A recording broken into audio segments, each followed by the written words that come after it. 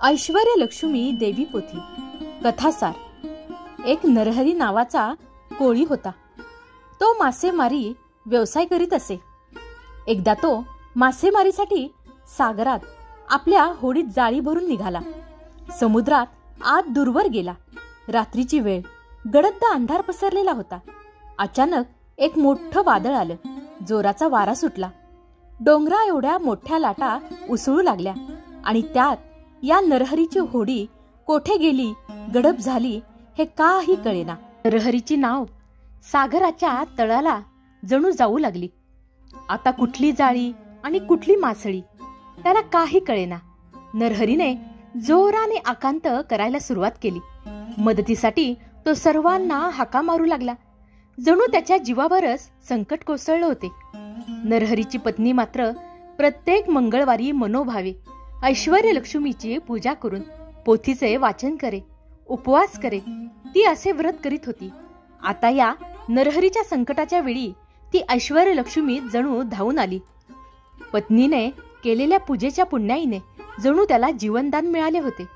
अचानक आलेले वादळ आपोआप शांत झाले आणि आश्चर्य म्हणजे नरहरीची होडी आपोआप अचानक अलगद सुखरूप वर आली। हा त्या ऐश्वर्य लक्ष्मी व्रताचा चमत्कार होता। आता त्या होडीत काठोकाठ विपुल मत्स्य संपत्ती भरलेली होती। ते पाहून नरहरी आनंदाने अक्षरशः नाचायला लागला। घरी आला तो येताच ती अपरंपार मासळी पाहून पत्नीलाही आनंद झाला। तिने पतीवरचे जीवावर आलेले संकट प्रथम ऐकले व मनातल्या मनात समजून गेली की माझ्या ऐश्वर्य लक्ष्मीच्या व्रताच्या पुण्याईनेच आपल्या पतीची मोठ्या जीव घेण्या प्रसंगातून ऐश्वर्य सुटका झाली आहे। तिने मनोमन देवीचे आभार मानले। तिला ऐश्वर्य लक्ष्मीच पावली होती। आता या ऐश्वर्य लक्ष्मीनेच आपले रक्षण केले या भावनेने नरहरीनेही हे व्रत करण्यास सुरुवात केली। पाहता पाहता त्यांची परिस्थिती बदलली। पैसाही भरपूर मिळू लागला।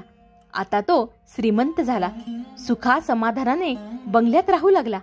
त्याच्या घराची जागा आता बंगल्याने घेतली। असाच एक सत्य अनुभव एका साध्या शिक्षिकेला आला। तो पुढील प्रमाणे। एका शिक्षिकेला तिचा एक वरिष्ठ अधिकारी जाणून बुजून खूप त्रास द्यायचा। जणू त्याने तिचा छळवादच मांडला होता। तिला पगारही योग्य देत नसे। तिची होणारी बढतीही त्याने थोपून धरली होती व मुद्दाम दूरच्या गैरसोयी असलेल्या गावी तो तिची बदली करत असे। नोकरी करत असल्याने ती सर्व काही सहन करत होती। हा त्रास सहन करून कंटाळी ती काहीच करू